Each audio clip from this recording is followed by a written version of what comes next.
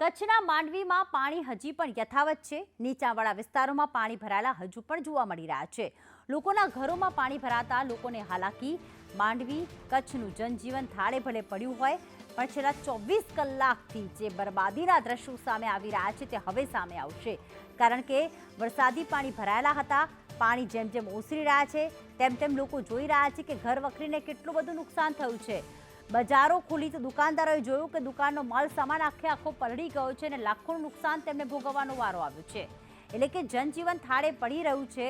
લોકોએ વરસાદે વિરામ લેતા હાશકારો તો અનુભવ્યો છે। અવરજવર પણ રસ્તા ઉપર શરૂ થઈ ગઈ છે, પરંતુ હવે ખરું નુકસાન સામે આવશે। બીજી તરફ નીચાણવાળો જે વિસ્તાર છે માંડવીનો, ત્યાં હજુ પણ પાણી ભરાયેલા જોવા મળી રહ્યા છે। આ તસવીરો જે આપ જોઈ રહ્યા છો તે સોનાવાળા નાકા સામેની છે। ત્યાં હોસ્પિટલ અને મેડિકલ આવેલી છે। નજીકમાં તંત્રની મંજૂરી વગર પાણીના નિકાલના નાળા ઉપર બાંધકામ થઈ જતા પાણી હજુ સુધી ઓસરી નથી રહ્યું।